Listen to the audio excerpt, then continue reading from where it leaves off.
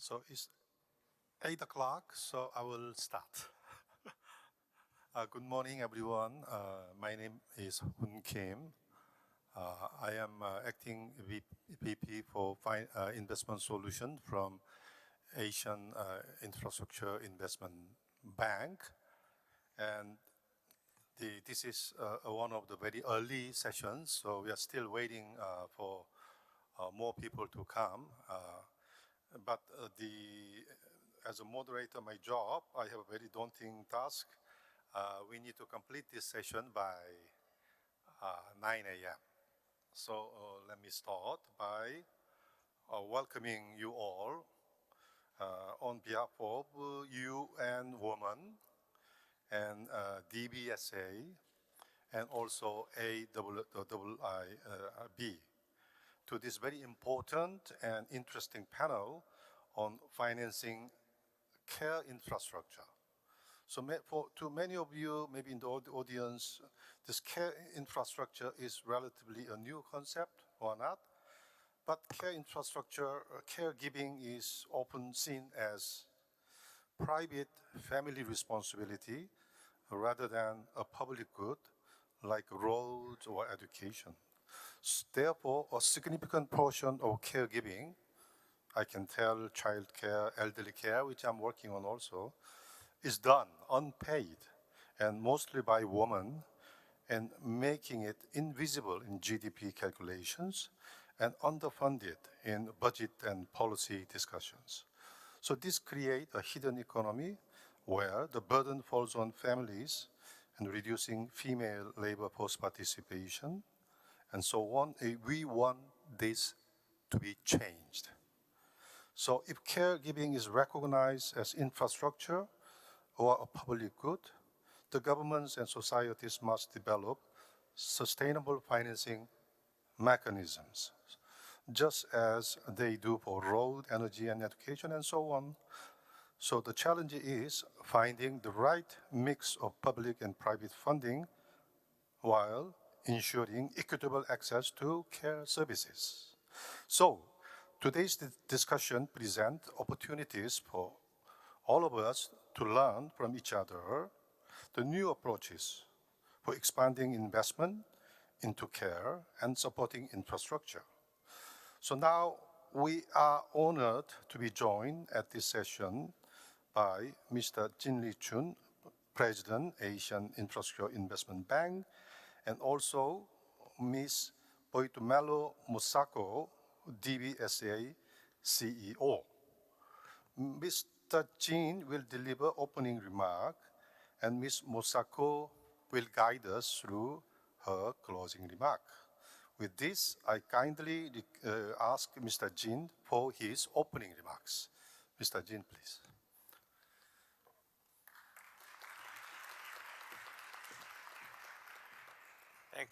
Thank you, Hon. Good morning, ladies and gentlemen.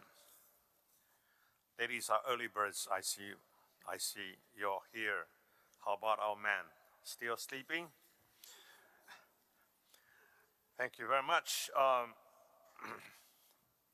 Madame Boitumelo Musako, thank you very much for this wonderful event. You put your heart and mind to this, so we are grateful to you. We are grateful also to the Development Bank of Southern Africa and to your leadership.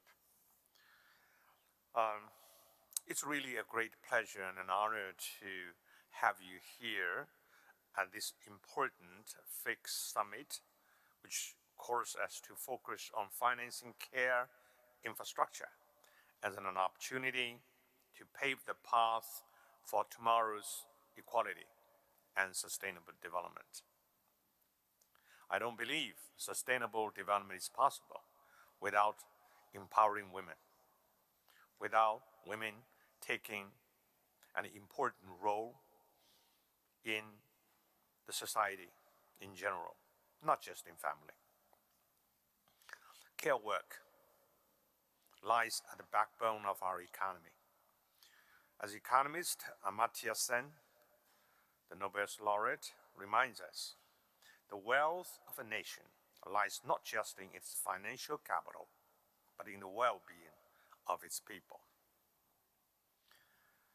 Public development banks, PDBs, have long recognized this importance. And today, we must accelerate our efforts working with PDBs. The case for greater public investment in the care economy has never been more pressing for several reasons. First, investing in care services is a powerful economic driver. The care sector is labor intensive, creating a ripple effect that generates employment not only within care services, but also across multiple industries. Second, job creation fuels economic growth. More jobs mean higher incomes, leading to increased tax revenues that in turn can fund further investment in care infrastructure. But jobs are not simply for women or anybody else to make money. It's dignity. Dignity is more important, and it cannot be defined or calculated in financial terms. So we should create jobs. A lot of people are very much worried today because of AI. I don't know what's going to happen, but ever since the industrialization, every new intervention seems to be the doomsday.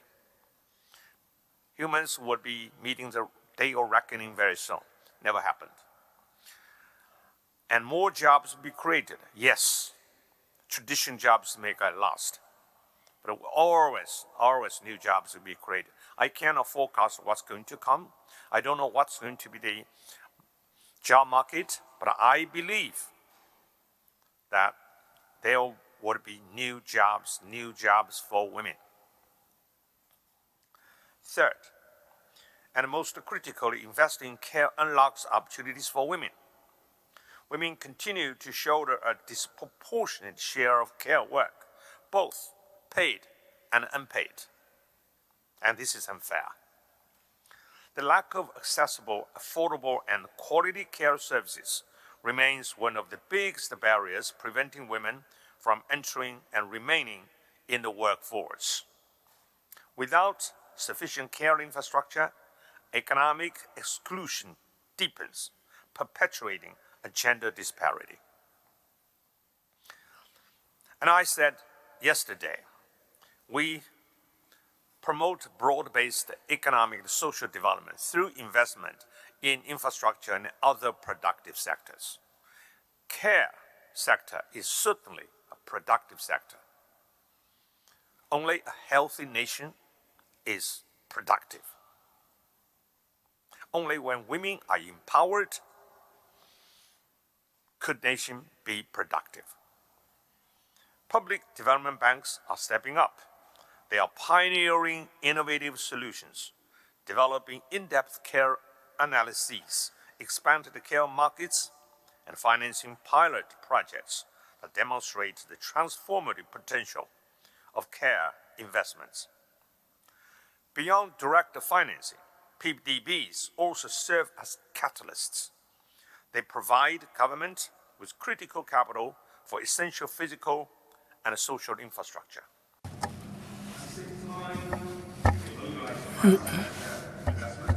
Français.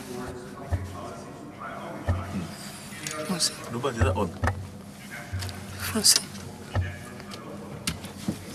So with this mission in mind, AIIB and UN Women co-chaired the Fix Gender Coalition, an alliance of 89 public development banks, including 13 multilateral development banks, dedicated to advancing gender equality through development finance. I want to highlight here, promoting gender balance, empowering women should not be only words. We should have actions. So I said, we should not only have talk shop, we should have workshop, translating our narratives into reality.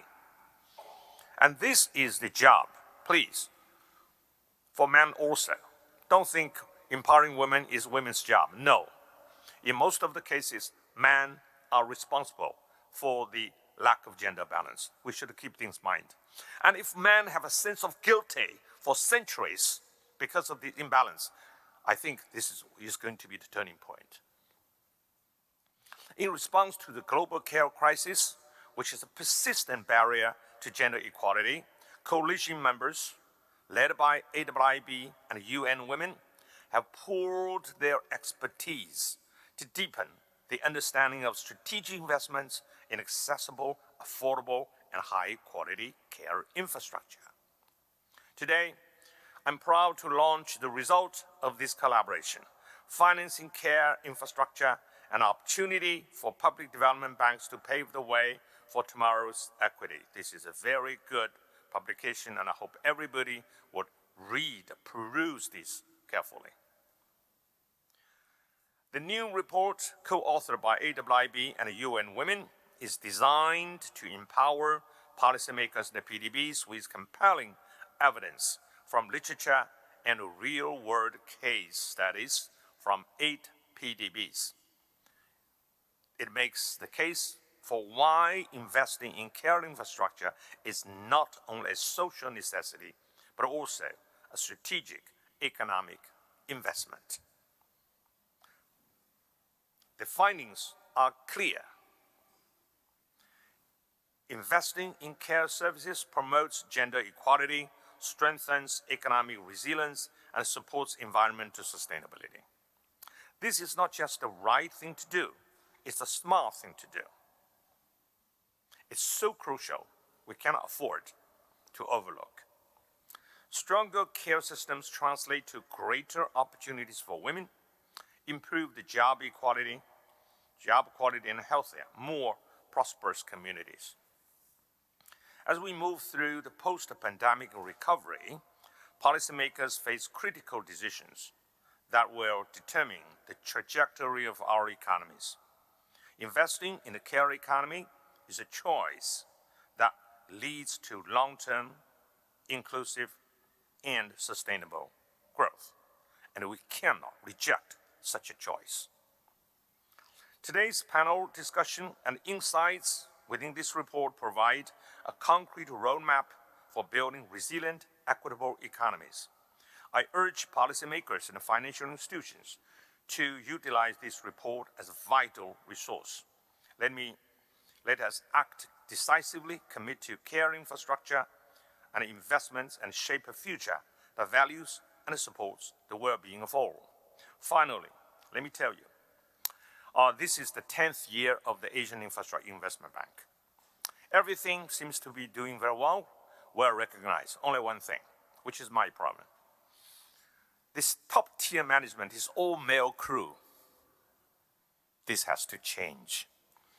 I promised to the board, but sometimes I talk to some of these government officials. Don't tell them, I will sue you if you tell them. This is, I said, you keep talking to me gender balance. Every candidate you propose to me is a male. Now I'm going to break this all-male crew. Let me tell you.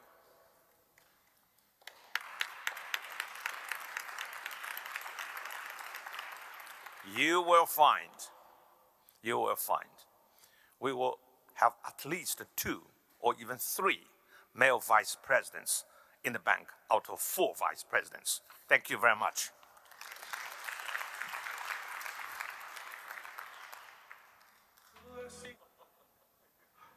Thank you, President Jin.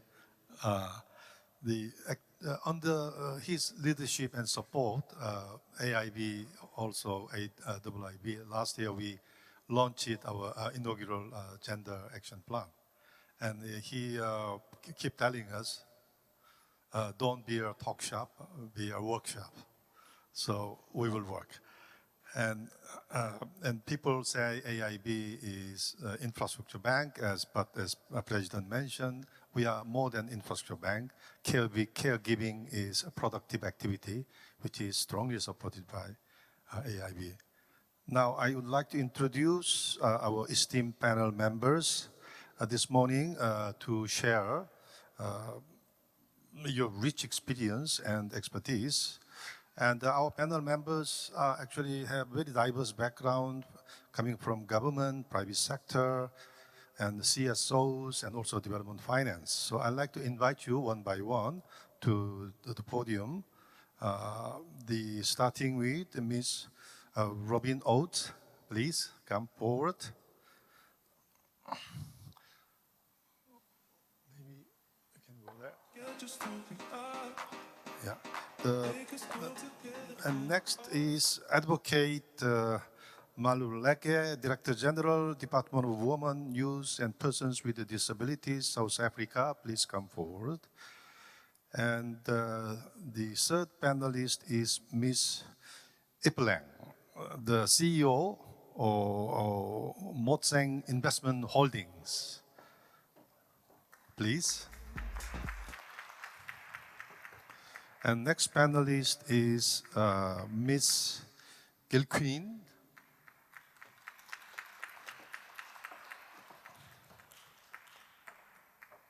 From AFD, my development partner organization, head of Social Link Division.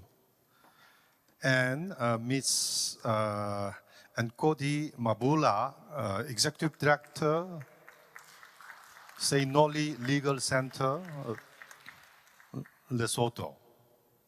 So given a very tight time schedule, let me go straight to our first panelist, Mr. Oates, who is leading actually this agenda globally.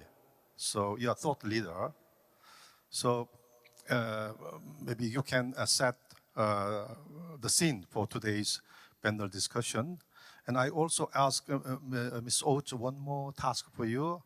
At the end of this panel's delivery, based on your expertise, maybe you can quickly also wrap up our discussion for future direction. So, Ms. Oates, so we often hear about the gap in financing. That is why MDB's idea and PDB's idea, we are gap filling and go beyond that, achieving SDGs, including SDG 5, and the need for additional resources to fill it. So please tell us what is the gap and what can development banks do to address care infrastructure gaps. Please. Thank you very much. I'm hoping you can all hear me. Thank you very much, Dr. Kim and President Jun. Thank you very much for your inspiring and vision-setting remarks.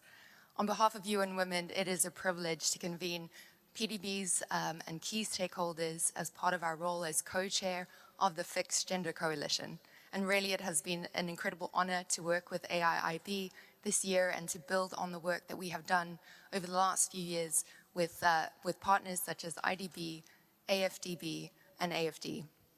Also a big thank you to DBSA for being a champion from the beginning in this work with us on this coalition. So thank you very much for joining us.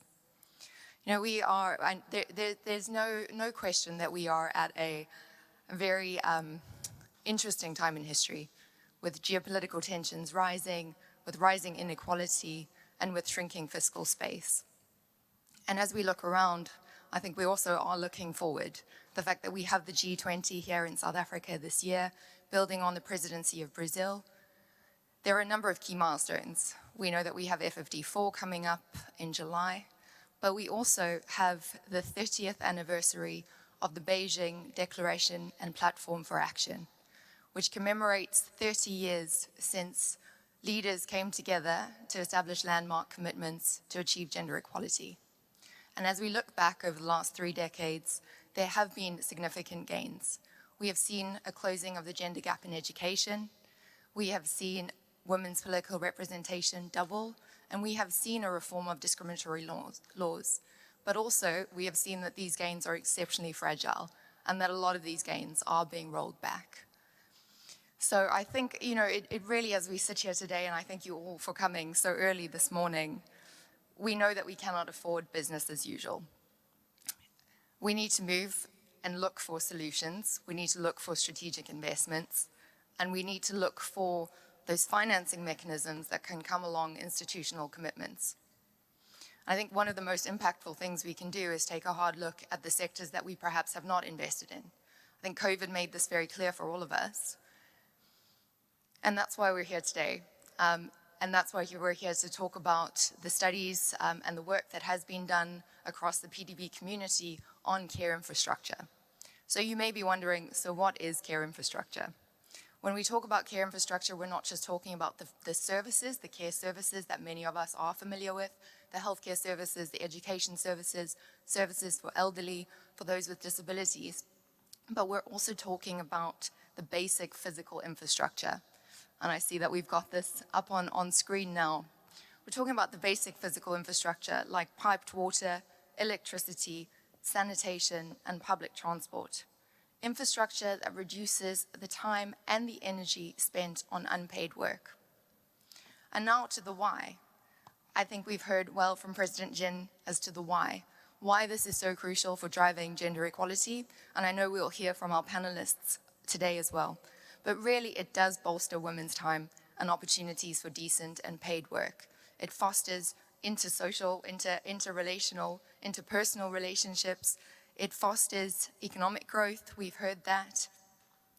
But it really has such a strong potential to generate income as well as to support tax revenue. So care infrastructure really is essential infrastructure. And now we look at the how, and this is where we've had the pleasure of working with our PDBs to look at where their investments intersect with the care sector, infrastructure, and gender equality. And we've identified 5 entry points. So for those of you in the room today, I think there's an entry point that will resonate with each one of you. Number 1 is direct investments. I think we see it on the screen here. Direct investments into developing and upgrading care infrastructures and facilities. Number 2 is embedding care considerations into infrastructure projects. This means ensuring that every investment undergoes a gender analysis. What does that mean in simple terms? It means that it's the understanding of the difference between the impacts that these projects have on men and women. So let me make this really concrete. We've looked at marketplaces in Kenya and Ghana.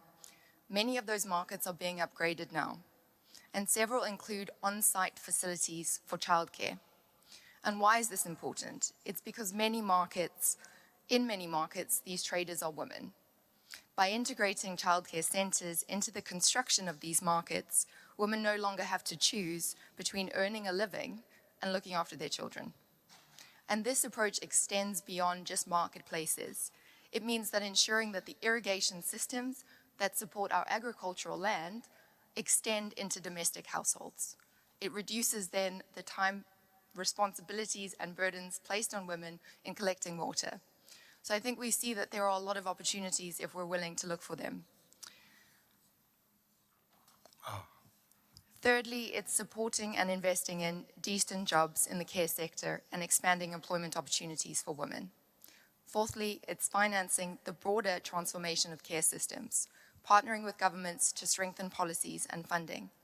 And fifthly, if you're not at a point, or we're not at a point to invest directly in projects, it's funding the research and the data collection that enables us to build the evidence case for why investing in care infrastructure is a critical sector.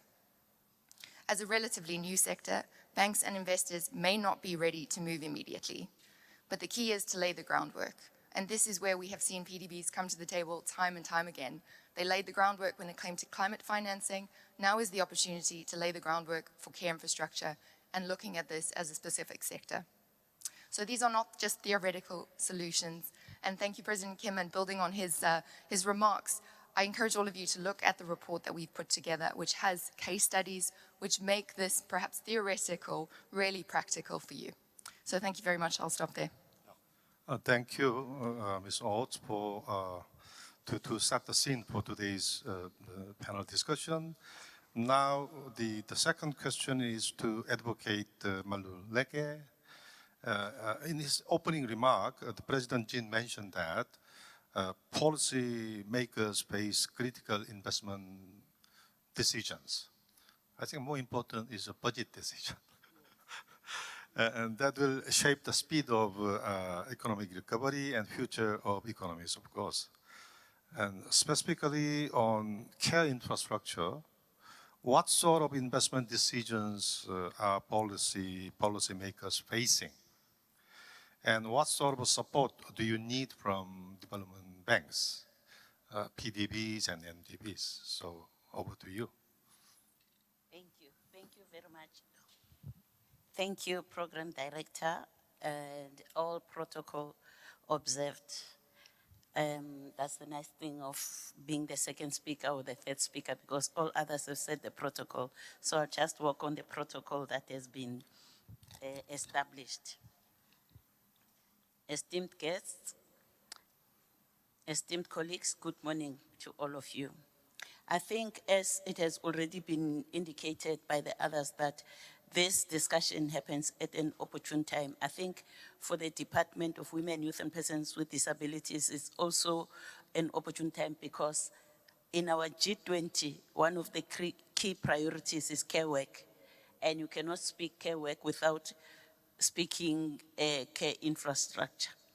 So for us, I was congratulating the CEO that I think I'm happy that all of you have decided to take this topic and discuss it in what would people think it's a soft issue, and you discuss difficult issues or tough issues, because normally women's issues are soft issues, and yet soft issues are the ones that keep us where we are. We continue being a developing country because there were soft issues that we didn't look at.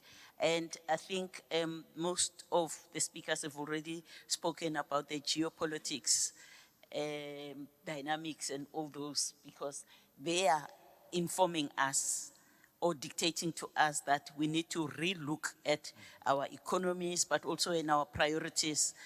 And one of the things that we need to do in this transition to a more multipolar world, it means that the traditional funding models will have to do away with and come up with things that work for us. I always like to make an example, and please, I want to say what the president said when he said, please don't repeat what I said out there because I'll sue you. For South Africans, they'll understand me. And I'm not saying it in a bad way. I'm just showing how investment in young people when they are young works. Look at Bafana Bafana and look at Mabokoboko. Mabokoboko, confirmed world giants. Bafana Bafana were struggling. In South Africa, we don't invest in recreational facilities, parks and recreational facilities. So young persons don't even have anywhere to go play soccer. They play soccer at the streets and sometimes at night. But if we had invested, because, and that's the other topic that I always bring, people when they talk about recreational, they don't talk about parks and sports. They talk about crash, you know, the ECDs, the old age. But when you look at care work or the responsibilities for women is children from when they are young, when they are at school. When children come back from school, they have nowhere to go. They end up being involved in alcohol and substance abuse and all those things. Those are the decisions that policymakers should think of. But most of the time, policymakers don't think about that and they don't invest. How many recreational facilities do we have in South Africa? Very few. And this is the topic I've asked. Even the new minister of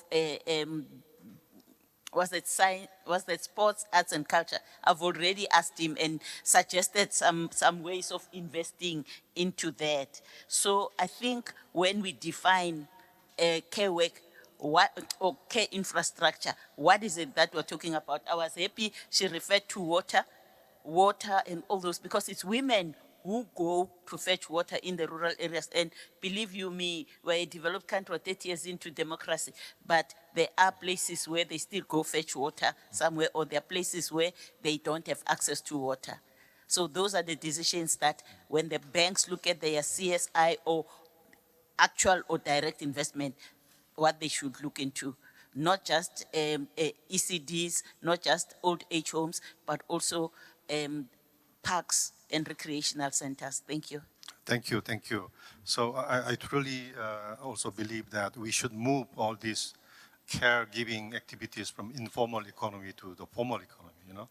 So that we deserve fair representation and also reward for that. In doing so, I think the role of private sector is very important. I myself working on early childhood care and elderly care cannot do without private sector, you know, in the end. So now, Ms. Iplang, the company you lead is a diversified investment holding company with ventures in industrial, infrastructure, and property sector, very broad. So your leadership represents professionals ranging from engineering to private equity across South Asia, Lesotho, and Mozambique, and women account for almost 80% of. My president just mentioned that we have at the moment no female VP, but we have a majority female VP. So I think you are leading. From your unique experience, what are some of the key issues private sector financiers are considering when they look at care infrastructure investment? And also, do you think the high number of women in leadership will help? Thank you so much, Dr. Kim. Thank you. And it is really a pleasure being here. It's wonderful being in your company, ladies, and in this panel, and gentlemen.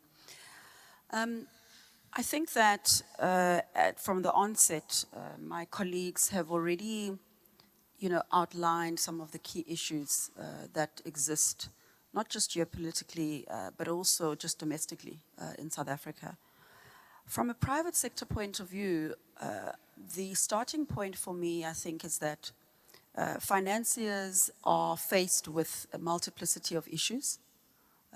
Not only is it around them being able to drive their core metrics, their core vision, which obviously, whether they're PDBs, whether they're private equity players, it is still the same metrics that they're looking at. And so as private businesses, I think what we are faced with is the very purposeful drive of being able to outline a common and shared value upfront.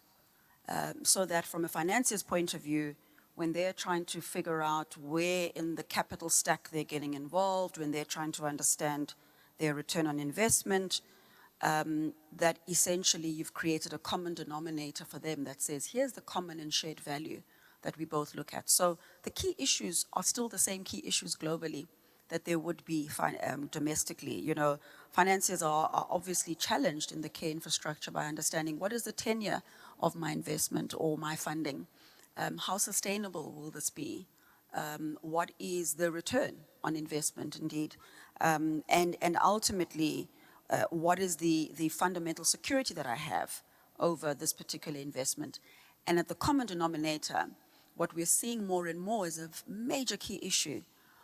How do we outline this focus on ESG? And I'll put it into three key factors, I think, that become very important for private financiers. I think it's partnership, I think it's knowledge, and impact.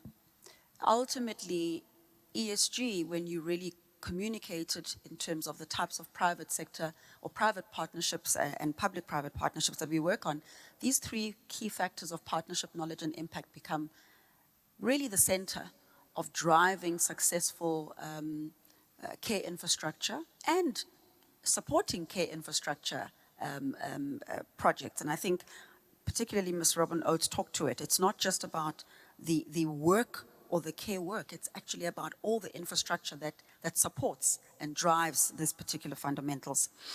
On the other side of the coin, you asked whether, in fact, having female leadership becomes a key driver. I think what's important is that whether it is male or female, there isn't going to be quite a difference. I mean, the financiers are already looking for one thing, and I think I've outlined the key metrics that they look at and the focus of ESG. I do think, however, that in this care infrastructure sector, a diversity of thinking and responsiveness to the issues is fundamentally important. So earlier on, I talked about a common and shared value. I think a common and shared value for me sits on three key factors. It's about community, it's about a common value set, and it's about a distinct set of common goals. And certainly, I'm very pleased and proud of the fact that I think in organizations like ours that have got possibly a diversity of thinking and thought, it is underpinned by the fact that we have a strong set of female leadership values or individuals who drive that, who lead that, and who ensure that through our projects, we are looking for some key things. So these are the key things I think that become important in this common value set with financiers and how women are interacting in this care infrastructure space, and that is smart partnerships. So PPPs are a great example, particularly in this country, in South Africa, domestically, of some of the models or the financial instruments that we've been able to utilize to bring about some sort of improvement in this particular care infrastructure space. Secondly, I think where women really become advantageous is looking at the sustainability of these smart partnerships, risk optimization, because essentially it is about a risk transfer, and that's really critically important. And I think understanding at the core of who we are as women is being able to understand the impact of a hospital in a community, why it exists, the importance of all the infrastructure that sits around it. And that's not to say that men are not looking at those factors, but it's to say that maybe they are slightly more heightened. And that's the value that I think organizations like ours certainly seek to bring in that common shared value to financiers and to these partnerships. Thank you. Thank you very much. Actually, MDBs like AIB, we can really contribute, especially working with the private sector like yours. Number one, we could be a knowledge partner because we have resources to support knowledge activities. And another one is we have sufficient leverage with the government, you know, for negotiate and bring some policy changes. And also, I myself, as a project finance banker, yes. I can mitigate, I have means to mitigate risk. So marginally bankable projects, we can move the project across the line and make it bankable, especially when we play the role of market maker, you know. When commercial bank don't come, we have certain role to play. And having said that, my next question is to my development partner and the co-sponsor of this year's FIC, AFD. And so Ms. Gilqueen, and financing care infrastructure present various challenges, as we discussed, to both multilateral, like us, and bilateral development agencies.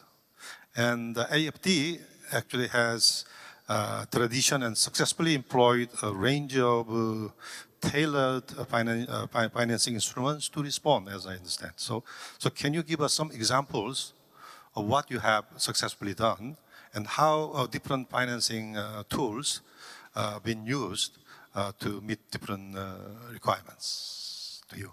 Of course, thank you.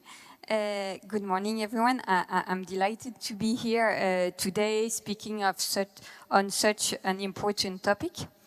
And I commend UN Women for its work on financing care infrastructure. So AFD, the French Development Agency, is convinced that financing care economy is fundamental to reduce women's poverty and to increase their empowerment, and therefore to reach gender equality. So yes, AFD supports its partners addressing those issues related to care, and more specifically, the unpaid burden of care and the status of care workers. Using a large, as you mentioned, a large range of financial tools. We've really, the objective is to have tailor-made financing solution based on the need and on the context. So it can be like using public policy loans to support the definition and also, of course, the implementation of ambitious policies, public policies regarding care. It can be also mobilizing grants to provide technical assistance. So either as a complement to a loan, to support, or also to support civil society organization action in their effort to change legislation, keep public awareness on those issues, and also authorities, and making sure that no one is left behind. So maybe just to be concrete, I'd like to share two examples of the support we provided in Latin America. So the first one is a 150 million euro policy loan to the city of Bogota on care, gender, equity, and climate. Actually, I have to say that the city of Bogota had a very clear vision on the care issue, and they have defined an ambitious and holistic model on the care economy. And so the system, their system is based on the Manzanas de Cuidado. So it's integrated center in the local communities, at the local communities level, of course, targeting the most vulnerable population.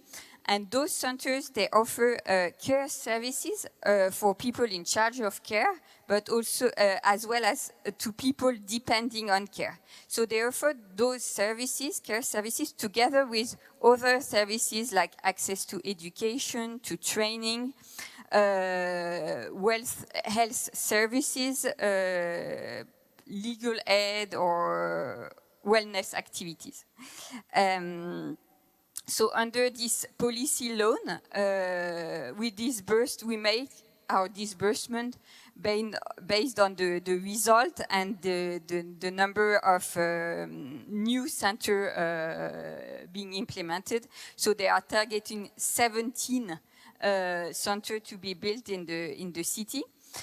And in addition to this policy loan, we also support the city with a technical assistance, which is a 400,000 euro grant.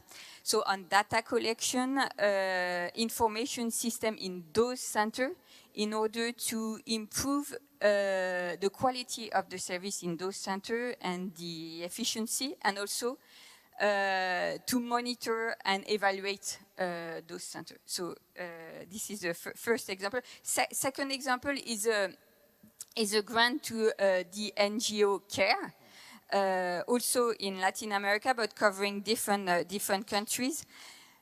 This program aims to improve the condition of the workers, the domestic workers, and looking for decent payment and also legal protection.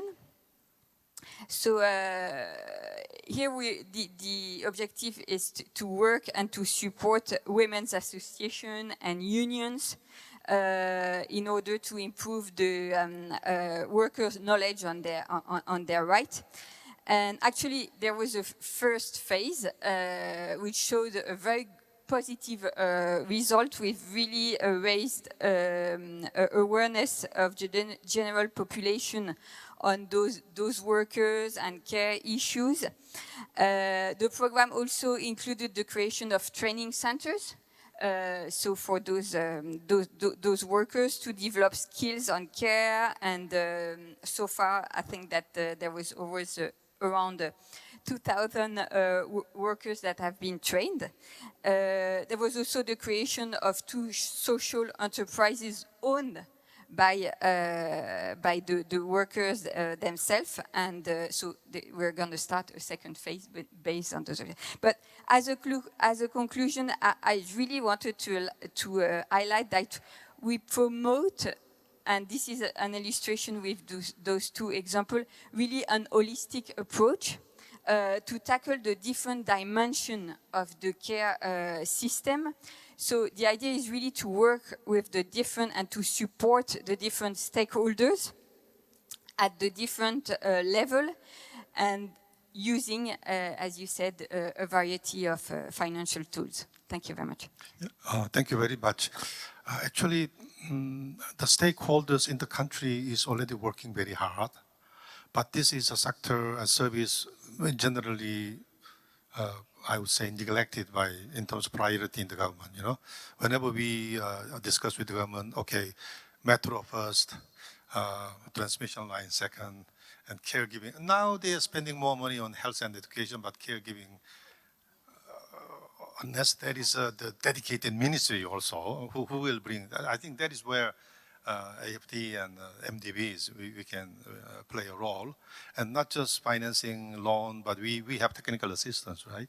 And also policy. So I think we should work together to Yeah, we make should this happen. really use complementary to financial tools. I think it's key. Yeah, actually, I agreed with with the agency in the government to do CARE project, and then provincial government in the later, oh, it's not our priority, so they removed. So we should continue to work on it. But CARE is actually is about productivity. It's good for the country, you know, good for the economy, and it is all about CARE is about stakeholders. It's a complex. Maybe that's why government want to avoid it. Too many different interests are involved, and it's partly informal. So MDBs and the bilateral, we all these days, when we design project, we must work together with civil society group, you know, and also beneficiary. So from so you're in the right place to give us a bigger picture. How to make the voices of people to be heard and also fully understood. So can you describe some examples from your work where community perspectives on gender responsive design has helped to inform physical infrastructure projects so that people like me don't just go and build, and how that has helped women manage care responsibilities? Thank you. Unfortunately, I think the example that I'm going to give is both, you know, positive and negative. So for the past 10 years, my organization has been working in Lesotho with communities that get affected by development projects.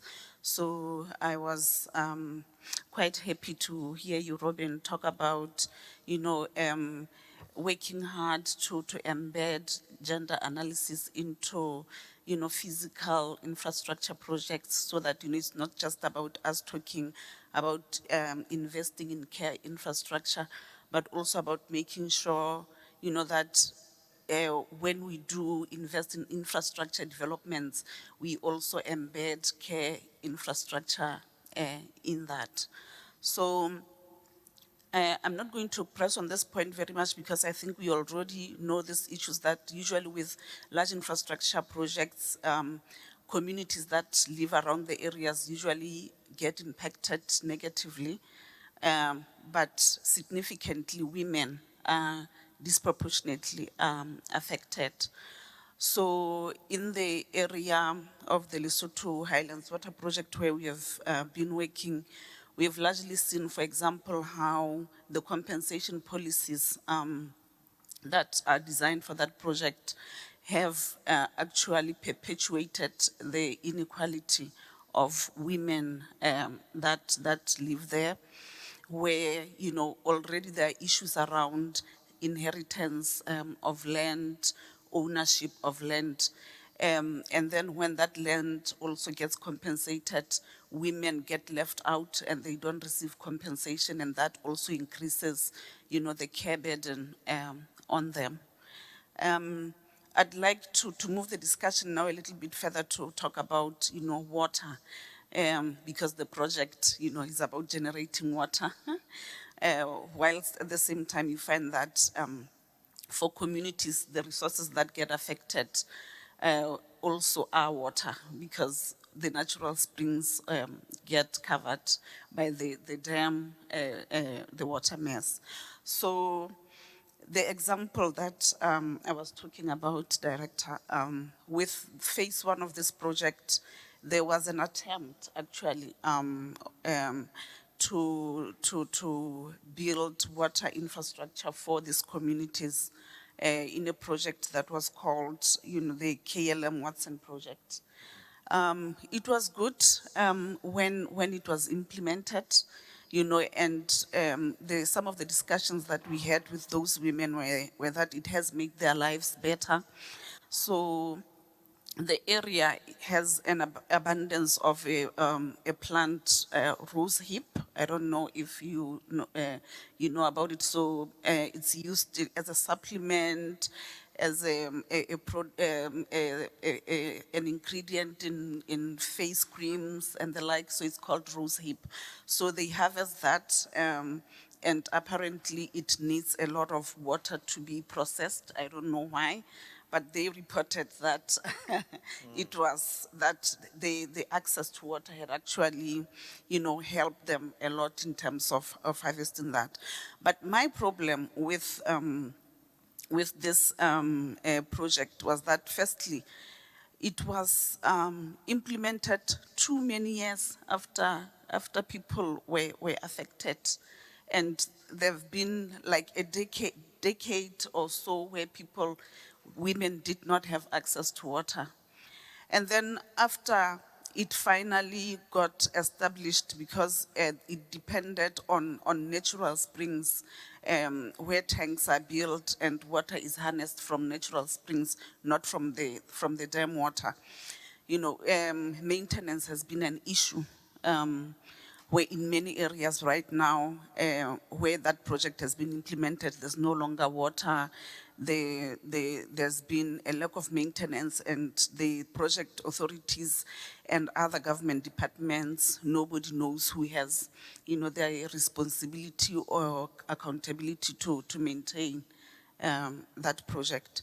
So I think the problem, is talking and not doing.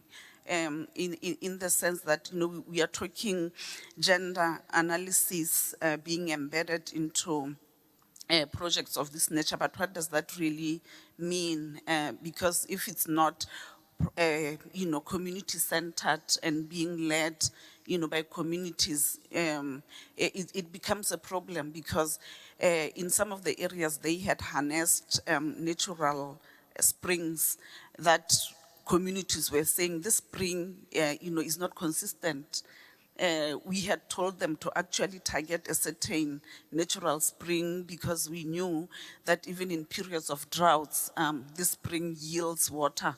So now, if you're not talking to communities, making sure that they meaningfully contribute, then it is a problem. So I think making sure that, it's community-led is important. Yes, I absolutely agree with you. In my career, I work a country like India last 20 years. Talk is easy, doing is difficult, but over time, I saw changes. I saw progress. I think here our panel actually represent every element of stakeholders. We should work together, But I am positive, because I have seen it, how things have changed. Now, I'd like to ask Ms. Oates, as a thought leader on our topic globally.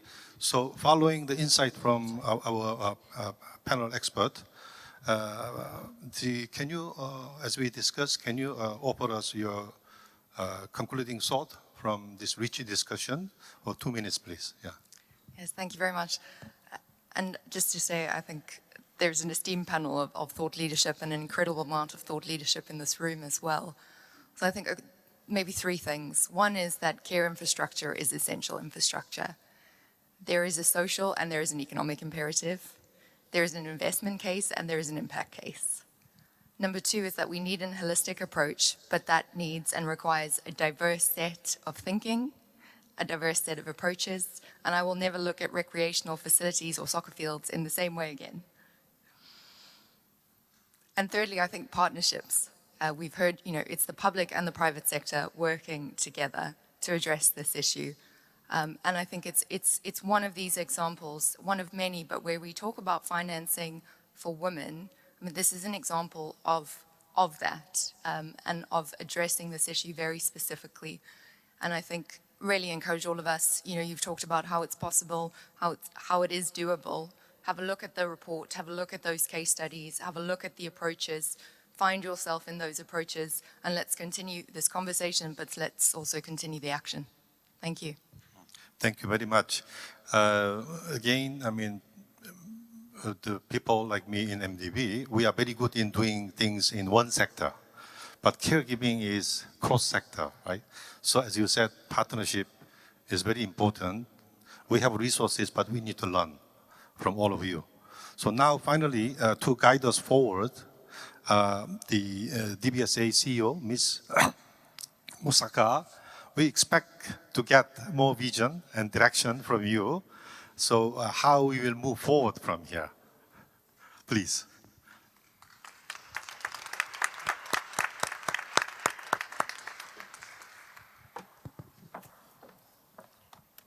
The pressure is on.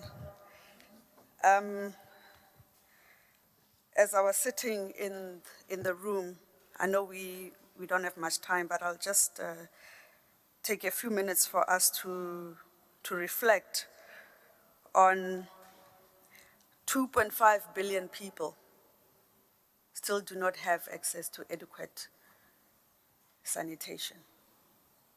783 million to clean water, 1.6 billion electricity. When Robin says care infrastructure is essential infrastructure, it's all about getting the basics right. And as public development banks, it is critical for us to be intentional, to drive infrastructure development, especially in emerging economies, focusing on energy, focusing on water and sanitation, focusing on transport, focusing on healthcare, education, and affordable housing. The suite of these sectors in infrastructure is what is care infrastructure. My challenge, firstly, is the involvement of UN Women in addressing systematic challenges that we face in the global financial system. Finance enables all of this. Finance at the right cost, at the right risk levels, is what will enable us to do this at speed and at scale. So these conversations that are happening at the G20 on the global financial architecture is not for the finance ministers to be discussing only. The voice from us as UN women, I'm now including myself, as women should be raised. Because these are things that impact us. Now, investing in social care, in care infrastructure, yields social, economic, human rights, and social justice. Better quality health outcomes, enhanced education, improved social cohesion, job creation, increased productivity, poverty reduction, human rights promoting gender equality, protecting vulnerable groups, and addressing systemic inequalities. Systemic challenges require systemic solutions. Care services are interconnected and interdependent in nature. As such, investment in this sector requires holistic planning, development, and a maintenance approach. PDBs have major contributors and have been critical role players in the development of care infrastructure, as I have mentioned. But we need speed and we need scale. However, there is more that can be done.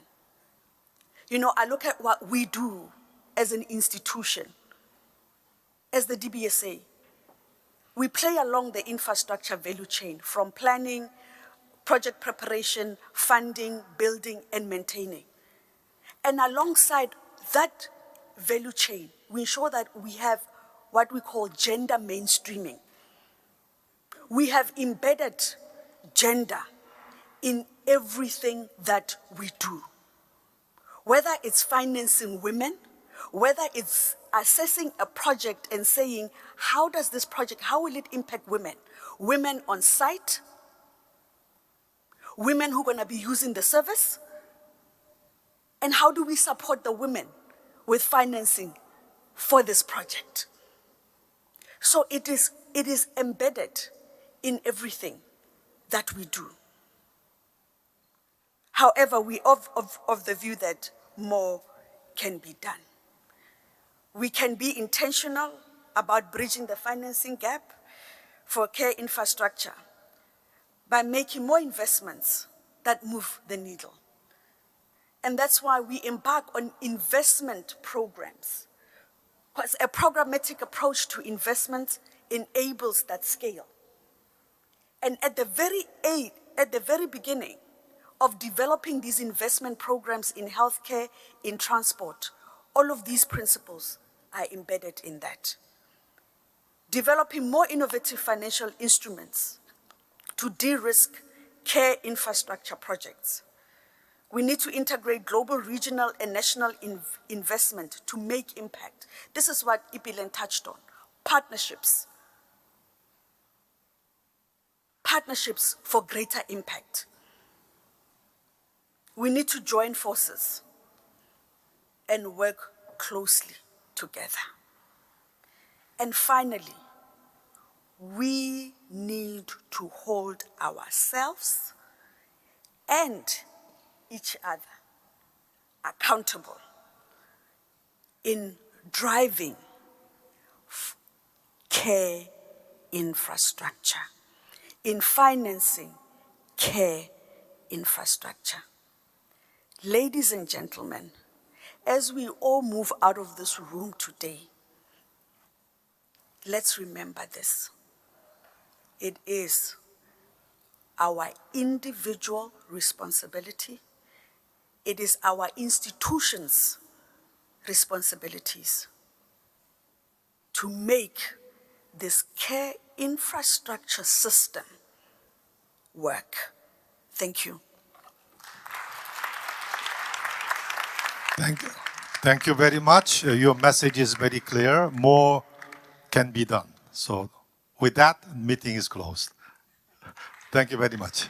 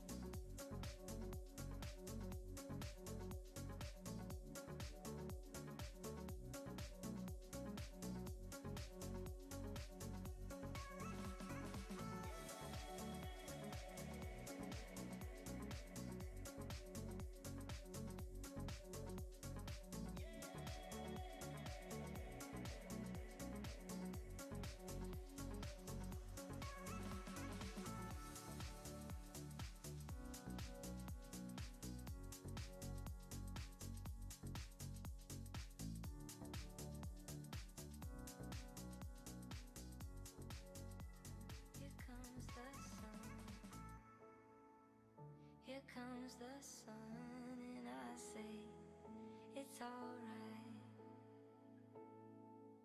It's alright. Distinguished ladies and gentlemen, thank you so much for joining us for the last session. I would like to invite everyone to join the plenary. Session name there is the GNR Plenary, PDB's Transition Financing from Knowledge to Operation. That session is taking place in Auditorium 1, up the escalators to your right at the end of the passage. Thank you so much again. Little darling, the smiles returning to the faces. Little darling, it seems like years since it's been here. Sun, sun, sun. Sun, sun, sun. Here it comes. Sun, sun, sun, sun, sun, sun. It's alright. Here comes the sun. Sun, sun, sun, sun, sun, sun. It's alright. Here comes the sun. Here comes the sun. Here comes the sun, and I say, it's alright. It's alright. Sun, sun, sun, sun, sun, sun. It's alright. Here comes the sun. Sun, sun, sun, sun, sun, sun. It's alright. Here comes the sun.